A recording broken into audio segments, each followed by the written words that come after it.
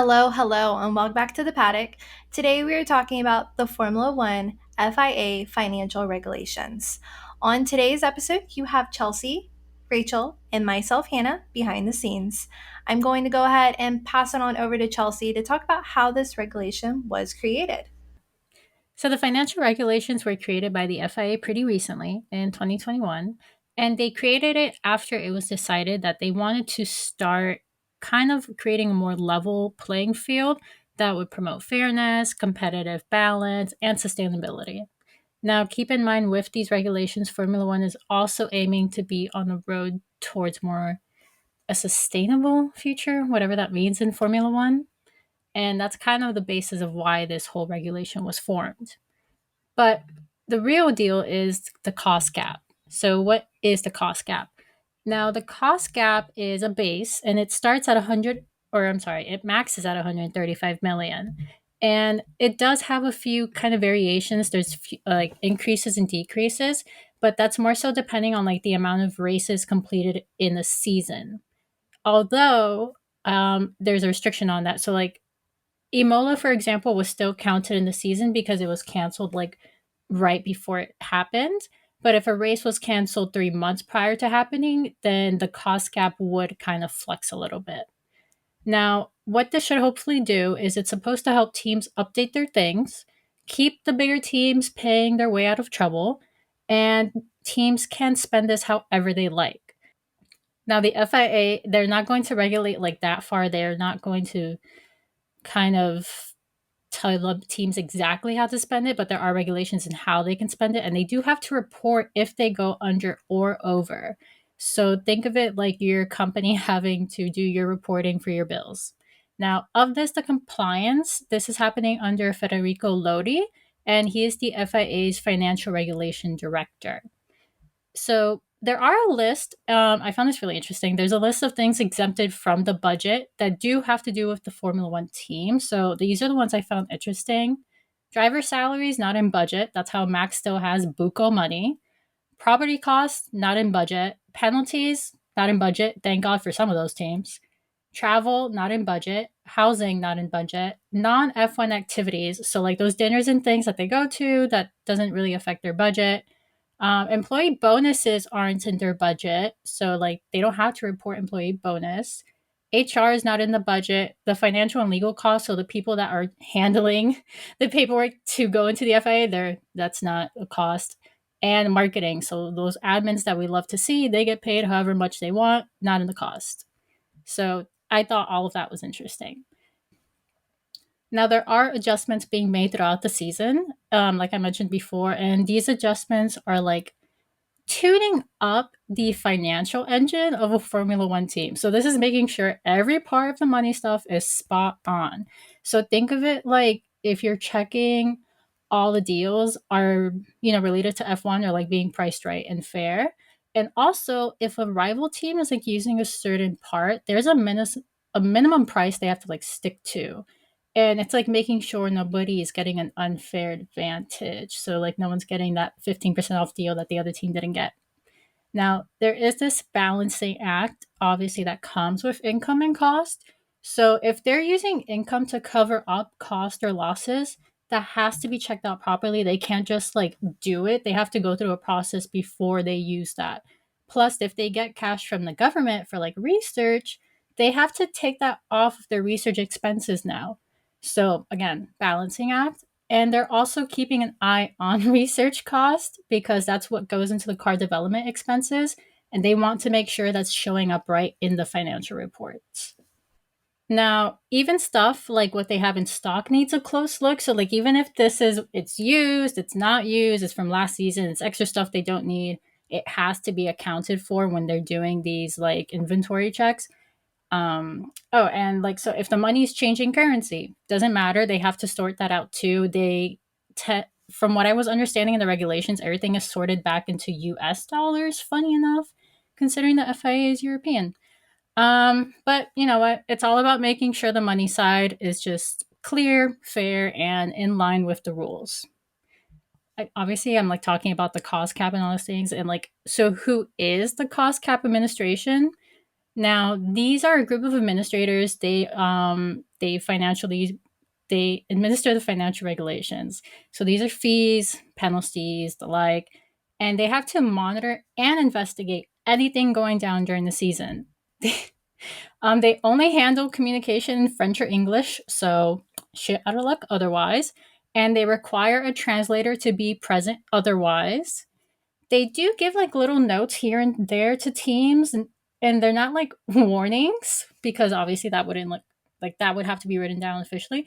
They're more like advice on like how to spend the budget. So I thought that was interesting. They do try and like kind of give little tips, and the teams also can request clarification if they're like not sure about what they're spending. They can send in a form and like, hey, can we spend this? And it's like, no. Okay, thanks, bye. Now, if one Formula One team does decide to spend it anyways after being told no, the complaint team thinks, like they think another team hasn't followed the financial regulations, they can make a report to the cost cap admin. This is where the cost cap admin comes in. They look through everything. They need a few things. They request a report that clearly points out where the team didn't follow the rules. So, like, if you're going to come with like something, you got to have receipts. You have to specify which rules are being broken, and you need evidence. And all of this has to be submitted between January 1st and April 30th, following the year, so the winter break, after the breach supposedly happened. After that, the CEO and the CFO of the complaint team, they have to sign off. So, like, if Toto was making a complaint, he has to sign it off. I'm sorry, Zach. If Zach was making a complaint, he would have to sign it off. And the cost cap administration can decide not to investigate. So, like, if the conditions aren't met, if they don't have enough proof, if like Zach forgot to sign, if they didn't get the right like receipts, they're just gonna let the complaining team know, like, hey, we're not gonna look into it. Sorry. And there's no way to challenge it. Like, if you submitted it once, like that's and the FIA told you, like, no, we're not gonna look into it, you can't challenge that decision. Now, however, if the decision goes through after the investigation, the cost cap administration writes up like a recommendation report. They will send it to the cost cap. Wait, I always say this word wrong. Adjudication panel. I can ask James. He Cost probably cap knows. adjudication panel. I think. Yeah, it's adjudication panel. Okay. Well, if you're listeners, it's the cost cap adjudication panel, and they're going to review it, and they're going to hold a hearing, and they're going to make a decision. So, thank you. Bam. Okay, so listen. The cost cap admin, the F1 admin, their basis is they're going to work with like all the financial departments of all the F1 teams. They're going to answer their questions throughout the year. They'll make the clarifications when needed. And then after each season, the teams have until March 31st to submit their paperwork. So this paperwork is a lot. It's about like 150 to 200 pages of documents, and it's holding financial statements. It has the evidence, it has the receipts, it has really a lot of information. But this is like what they need to prove that they're using their financials correctly and that they're being fair compared to other teams, and like Red Bull's not getting an advantage over Alpine or something. Now, the Formula One teams, they do have two types of reporting that happens throughout the year. They have the one that is submitted March 31st, the full year, and then they have interim. Now, this pack is called the full year reporting documentation, and this is like a financial report card. So it includes things like they have a financial structure, that's the reporting group documentation. They have all the nitty gritty financial records for the whole year, so that is the full year financial reporting documentation. And then they have declarations saying they followed the rules. Like they literally have to declare, like, we followed these rules. And that's why we end up with like 200 pages. Now, the other reporting, the interim, is more like a mini version of this. So this is more like it's covering a period between the full year. So if I'm not wrong, I think they do it in quarters. And it's got similar documents, the same thing, reporting group, financial records, more declarations. And both types of reporting, really at the end of the day, they're super important because it's what's making sure that everything is clear, accurate, and everyone is following the rules throughout the year. So when they turn in that paperwork March 31st, they don't get in trouble because, hey, you should have known from the last time we talked about this. Once they have the team's reports, They make sure all the teams follow the rules. Sometimes they might get an outside audit firm to help to go through the reports and just compare them. So they're really just looking for like anything unusual. And if needed, the teams have to provide more info or they have to like come in and clear things up if the administration asks for it. Once they've checked everything, the administration will do one of two things. Either say, check, you're good to go. The team follows the rules. Here's a little certificate. Go home. Or if they find issues, they'll either start discussions with the teams, and this is according to Article 6.28, or they will take the case to the cost cap adjudication panel for a hearing. If they decide a team followed the rules and the issue is to, they're good, they get a compliance certificate, and the great part is there's no way another team can challenge that decision. Like we said before, once the decision is made, you are set. However, if you do something, like maybe breach the cost cap, there are some things that can happen. Indeed, there are. And since 2021 was the first season that the cost cap was introduced, there were naturally a couple of breaches. Williams was the first team to be found in breach of the cost cap, and the breach was disclosed in advance of the deadline. So Williams went in, they were like, yeah, we went over, we overspent. Since Williams was fully cooperative with the cost cap administration, they were offered an accepted breach agreement as it was just a procedural breach that Williams had committed. They had to remediate the breach by 7 p.m. on May 31st, 2022, bear the costs incurred by the cost cap administration in connection to the prep for the accepted breach agreement, and pay just a $25,000 fine. Not that big of a deal. Aston Martin, despite reporting under the cost cap, were also found in a procedural breach, having excluded and or adjusted costs in the calculation of their relevant costs. They were fined $450,000 for this breach. So both of those teams committed procedural breaches. So procedural breach is basically what it sounds like. It can include making a late submission, failing to submit interim reporting documentation by the interim reporting deadline, submitting inaccurate, incomplete, or misleading documentation, failing to comply with the terms of an accepted breach agreement, amongst other infractions that just have to do with the procedure of submitting all of your reports. And in addition to a financial penalty that team will incur, a minor sporting penalty could be issued in lieu of or in addition to that financial penalty. The third team that was found in breach of the cost cap, I think everyone heard a little bit more about, and that was Red Bull. And their case was a little more complicated. The cost cap administration had found them to have committed a minor overspend breach. And a minor overspend breach is when either a team submits their full reporting documentation and includes in the report that they exceeded the cost cap by less than 5%, or following a review or investigation of a team's full reporting documentation, the team's relevant costs have been determined to exceed the cost cap by less than 5%. And the penalty for a minor overspend is a financial penalty and or any minor sporting penalties. The full FIA report had stated that Red Bull went over by $2.3 million due to incorrect interpretations of various exclusions. I read the exclusions. It was a lot. And Red Bull actually denied their breach, releasing a statement noting their surprise and disappointment with the FIA's findings and that they still maintain their submission was below the cost cap and they would be carefully reviewing the FIA's findings while cooperating with the process under the regulations and considering all of their options available. So the cost cap administration ended up offering Red Bull an accepted breach agreement to resolve the issue, which they ended up accepting. And their penalty for the breach was a $7 million fine and a 10% reduction in their wind tunnel time. And then additionally, like Williams, Red Bull also had to bear the costs incurred by the cost cap administration in connection with preparation for the accepted breach agreement. There are also two other types of breaches in addition to the procedural and the minor overspend breaches. One is a late and non-submission breach. So A late and non-submission breach is in the event that a team does not submit their full documentation by the reporting deadline. The cost cap administration will then issue a late submission notice, which the team has 48 hours to respond to with a written explanation of the reasons for their late submission. And if the explanation provided is accepted by the cost cap administration, they can then grant them an extension.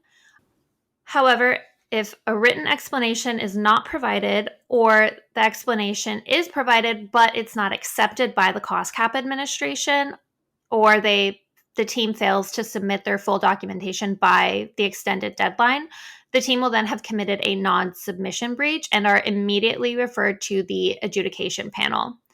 The penalty for a non-submission is a constructors champion points deduction, and they may also impose a financial penalty and or any other material sporting penalties. The fourth type of breach is a material overspend. And this one's, I think, the more serious. And I hope that we never see it.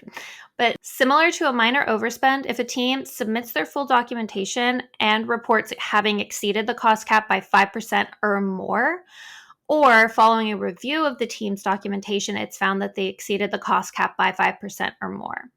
The penalty for a material overspend is a points deduction in the Constructors' Championship, and additionally, the adjudication panel may impose a financial penalty and or any other material sporting penalties. So they can ban them from races, they can take them out of things. It's quite a lot. Honestly, reading over this all of these documents, it was just really interesting to see like what they get in trouble for, what they don't get in trouble for. And I know that there's like things coming up now with the 2024 calendar that's happening. I mean, I don't really know much about it, but I know Rachel was looking into it. Did you see what they were talking about? I didn't understand it.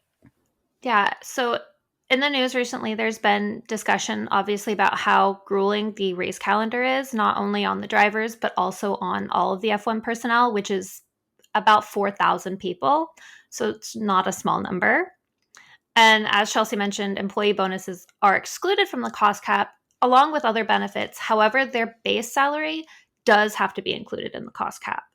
So while teams do work to try to rotate their personnel, since the introduction of the cost cap in 2021, they've had to limit their workforce, which kind of restricts how often their employees are able to swap in and out.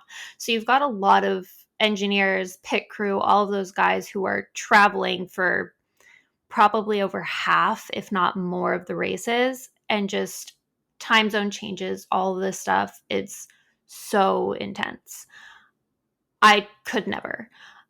And George Russell actually commented on this at the end of the season, saying, I think the drivers, we have it best from every single person in this paddock, the way we travel. We're in a very fortunate position, but everybody up and down the paddock, I've got so many mechanics who are ill, people in the engineer's office just really struggling with the constant time zone shifts, body not knowing where you are, eating at different times, staying in different hotels, different environments, different climates. The body is getting confused. And he's absolutely right. I can't speak for a lot of the places, but I can speak for Texas. And having lived in Texas my entire life, you could live everywhere, like so many other places in the world, in the country, and go to Texas and you will have severe allergies. And I can't imagine like coming from, I don't remember what the race before Austin was this year, but coming into Texas and then just getting slammed with random allergies that you don't, like, can't do anything about. I was in California for a month and I went back and I got slammed with my allergies. It just is not, I don't get how they do it. I really don't. And there have been talks of personnel possibly being regulated next year so that, you know, they're rotating more, but nothing concrete has happened as of late. And so hopefully, since the cost cap is still relatively new, with 2023 having been the third season of its implication or introduction, we'll see some improvements on things like personnel salaries, and hopefully they'll be able to rotate more often and rest. I definitely think a change should be made. I mean, preseason testing starts February 21st this next season, and the first race weekend is February 29th, and they don't get done until December 8th. That's like 10 months out of the year. That's the whole year, basically. and they get a few breaks, but it's not nearly enough. Like you need time to recover from jet lag, and I can't even imagine what the jet lag is like having hopping from place to place. I don't do well with jet lag anyway. I no. Personally, I don't even like traveling more than like 3 hours in the air. Like me to New York, I'm already nauseous. So I cannot imagine the consistency of traveling back to back countries, time zones. No, no. I would be crying. I would literally be calling my mother at the prime age of 26 saying, "Mommy, can I come home?" Because that would be horrendous. Like, I'm not. And the heat that they have to go through, because they're going through the same heat as the drivers. They're in these paddocks in these big like suits and stuff, like to doing all the helmet and doing all the equipment. And no, mm-mm. They don't get paid enough for that. I don't think so. I really don't.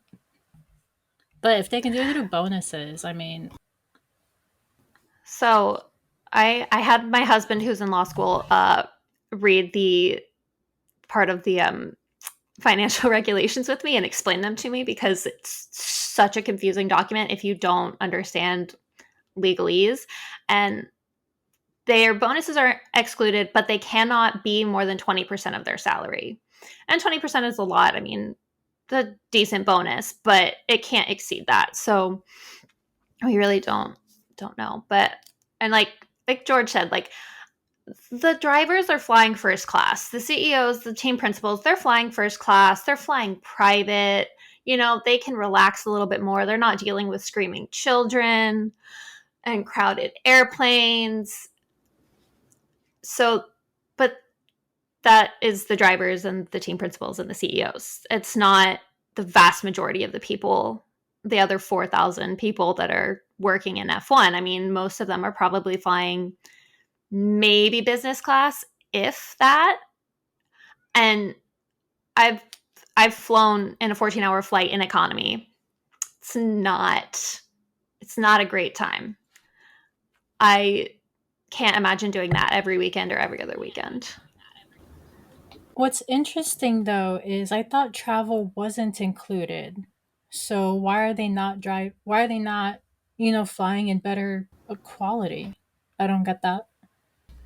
Sorry, I don't mean to just interject here, but I do have some insight on that. So, I do have some friends who do work for Formula One, and they said the reason is they're not, to put it plain as day, they're not high up in the totem pole to get it, and that it is only reserved for team principals, drivers, sometimes engineers, and then they give a person from marketing, a person from the mechanics, once a month business class tickets, depending on what like team you're with, kind of determines that. But that's just from like some of the lower end teams. So that's insane. Hmm. Well, I mean, no, that makes sense because those lower end teams have to kind of keep their money for the car, Mm-hmm. especially like Haas. Like they have a low budget, so Yeah. I mean, we make jokes about how they take their cars everywhere. I expect they don't have the budget to pay their people very highly. Yeah. Um, so my experience at my old job, I dealt with travel arrangements for C-suite executives, VPs, people like that. Even my own travel at one point, and it's the same situation. Certain levels have a certain type of, or like certain amount essentially for the way my company was that they were allowed to hit for travel. Anything above like Comfort Plus on Delta, you had to either get approved or pay the difference. That's just how it worked. I was like, no, you fly economy until you're higher up, or you pay the difference yourself. That's just how, and I think that's how it works in a lot of companies. I will say I can see why it's complicated that now that they're not able to hire more people and they're not able to kind of do that switch out, like, okay, you get this race, I get that race, or whatever. It must also be making a difference in like the teams because now you have your engineers a little bit more tired. You have your tire changing team a little bit more tired. Like everyone's just a little bit more tired that's supposed to be working because, like George said, they don't even know what day it is or time. So you expect them to go back to back racing like the drivers do. Yeah, sure. But I maybe I'm wrong, but I think the drivers have a little bit more leisure time to nap than the engineers.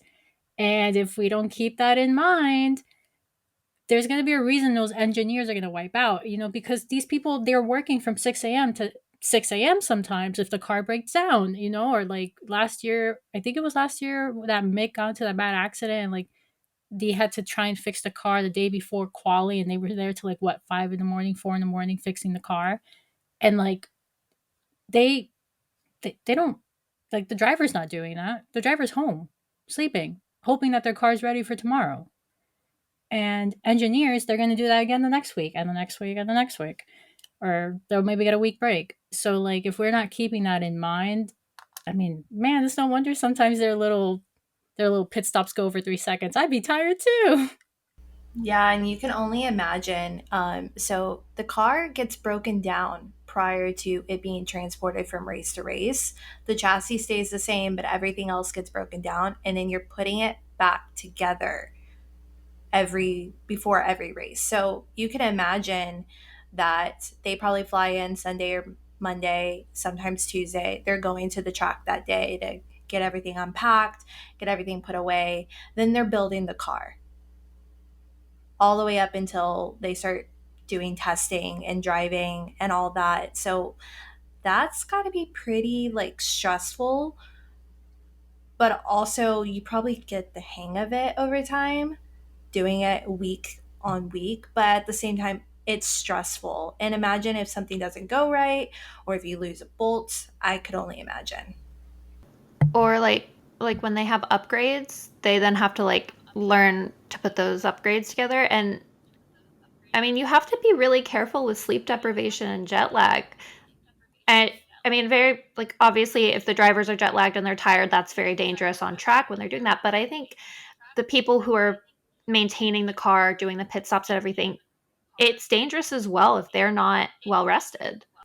I I understand in a sense why the cost cap is 135. I feel like between all the teams, that's pretty. But maybe they should I don't know, reorganize how, like what they're not excluding and what they are excluding. Because I think, I don't know, there has to be a way for the FIA and for the teams to work together to help the engineers and the paddock teams.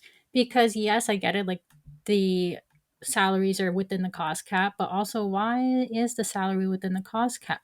These people that are working in the office, they're not, I don't know if it applies to them, but I don't think that the people working in the office is their salaries also being accounted for into the cost cap, or is it only the engineers?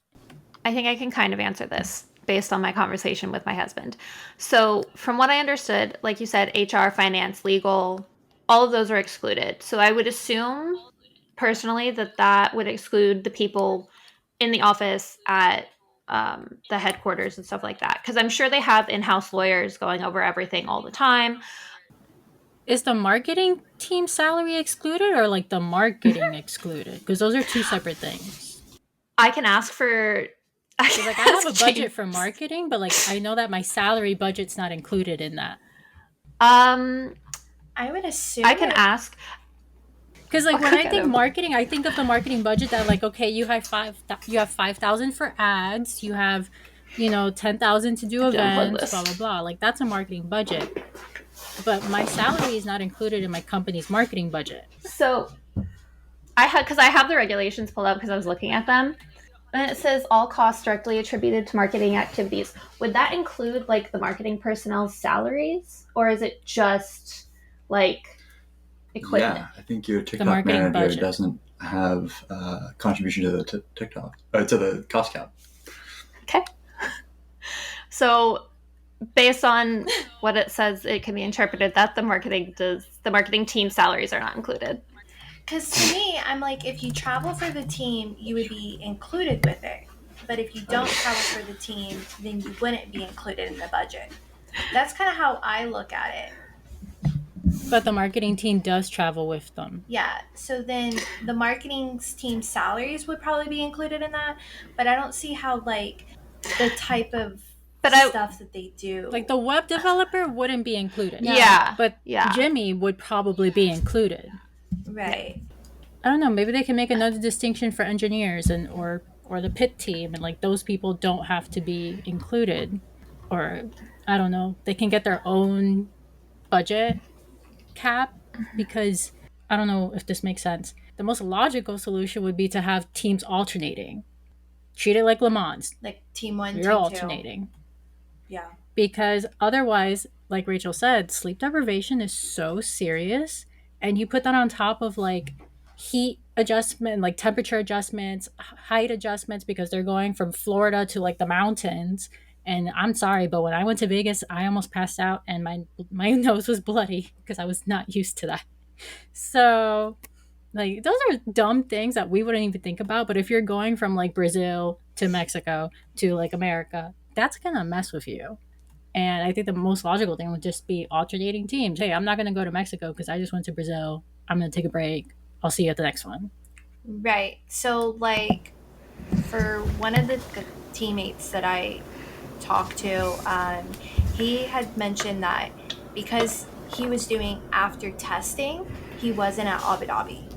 So he flew in after the Abu Dhabi race commenced to go in for testing. And then the guys that were working the pit crew end up going home. But I think it depends on team, because another one, he said he worked at all the races other than 5 all year. So imagine 23 races, 5 off. God. That's not a lot. Mm-mm. And I So mean, they're not 17, always 18 races. Yeah. They're not always relaxing when they're off, too. Like the drivers, when they have their weeks off, when they have their summer breaks, they're on vacation. They're relaxing on the beach. They're having a great time. But I know during the summer break, the first like couple weeks, they can't work on the car or do anything at all. It's like a break. But those weeks in between races, they're still working. They're still working on the car. They're doing upgrades. They're doing a lot. I definitely think that there needs to be some kind of addition to the cost cap regulations that talks about the teams, the engineers, all the people that are going to the races, because nobody should be traveling to Lord knows how many different places, to 17 different races all across the globe. Geographically, the races still don't make sense. Like they went from Vegas to Abu Dhabi. How does that make sense? That is a 12-hour time difference. I think it's 12 hours. I mean, I wonder why they settled on 135. I didn't really find that part out. I wasn't Like, able is to find that out. Maybe what the lowest either. team could max at? Possibly. Or was that like the minimum of what made sense for a car breaking in a year? I don't know. Because really, that's how they have to like guess. They have to guess like, okay, how like Haas is probably. I'm so sorry. I don't mean anything against Haas. There's just the one that came to my head.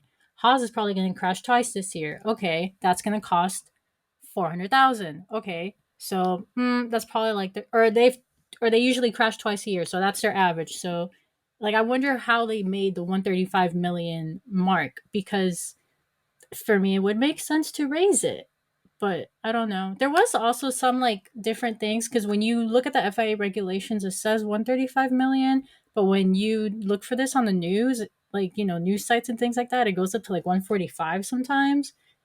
So it does change within the years. I don't know, but hopefully next year they can figure it out. Obviously, it's new, so that's why it's been a little messy. I just feel like health wise, like mental health wise, the F1 world is doing a little crappy lately. Or is that just me? Not just you, it's everyone.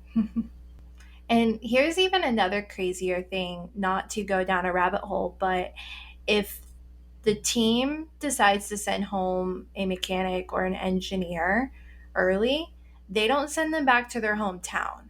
They send them back to headquarters, and then it's on them to get their flight home. Yeah. So like if you so at the end of the year, after Abu Dhabi commenced and everybody flew home. No, they don't fly home. They fly to headquarters, whether it be in Switzerland, whether it be in the UK, Paris, all that. And then it is on the mechanics, the engineers, whoever you are that is considered in that sector to then get home. So if you don't live by headquarters and you live in your hometown in Holland or in Germany or um, Australia, what the heck? I guess it's a stupid question, but wouldn't you usually live near your job anyways? Yes, I would assume you would, but not everyone. Because my job does the same thing. Like, the farthest they're going to get you is to the airport. After that, get yourself home. Yeah. They're not going to drop you off like at your door or anything. Mm-hmm. So if they're even taking them to headquarters, that's even a little nicer because my job won't even take me back to the office, Yeah. which is closer to my house. But that one makes sense. I do think that they should get like a little bit more of a little break. But also the calendar itself is kind of messy. And they just keep adding more races. And they also make no sense in location and how they do the races. Because why are we going from America to the other side of the world again? Like, even if it is about money, you're going to make the money any time of the year. Like, if you're going to Vegas, it's the same in October that it is in December. Well, I'm sorry. It's the same in October that it is in, like, probably May, you know? And if you go to Miami, hey, we're the same all year round, baby. You can race here literally any day of the year, and you're Same going to with get the Texas. same exact weather. Texas, you're going to get the same exact weather any time of the year that you go. And honestly, that shit had me fainting on Friday. So they might want to change it anyways. Yeah, Feel Texas that. is a little hot. I'm just saying. A lot of the races, I understand like why these races are kind of like in random places. They've been added on randomly and etc. But like, dude, just I know some people have a connection to the dates. I understand that. But the ones that we don't really have a connection to, like Miami's still new. Move that. Move that shit. Why are you doing it in the middle of your calendar and then putting these people in back in the other country?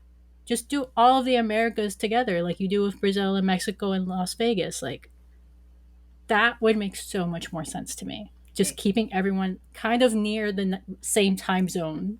You're just Yeah. moving them through the time zone. Wouldn't that be cool? They're just moving through the time zones. Like that would make more sense. Well, kind of like a I'm looking. trifecta. Yeah, I'm looking at the calendar right now because I was like, I know it's crazy and I want to know how crazy. So, there's some that make sense. Like they go from Imola to Monaco, easy. Then they go to Canada, and then they go to Spain. Why is Canada in the middle of that? Why wouldn't they just go from Monaco to Spain, and then from Spain they go to Austria, the UK, and then Hungary? Like they stay in Europe. Why is Canada right in the middle of that? I don't.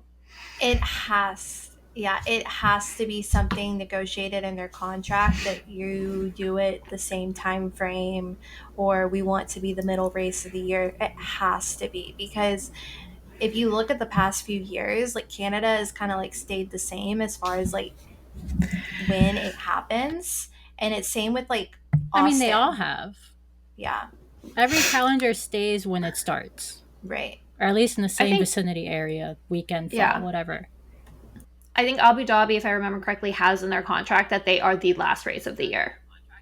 No ifs, ands. And I think Bahrain has that they're the first race of the year in their contracts. So. But to me, that makes sense because at least the rest of the middle open to play with. But here's the thing. Unless someone in there is like, hey, I have to be the fifth race or I'm going to fight you. Right. Okay, fine. I get it. But like Miami, no offense to Miami, because obviously I love the Miami race. I'm from here. I don't understand why it's in May. Like, first of all, random ass month. We have nothing else going on here in Florida in Miami in May. Do it during Art Basel or something, or near Art Basel. Do it in like October where it's cooler and the drivers aren't dying. Like there I has to be know. a different time.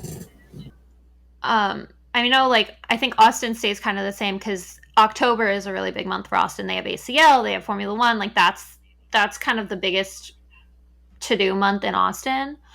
I was again looking at the calendar. They go from Shanghai, from China to Miami.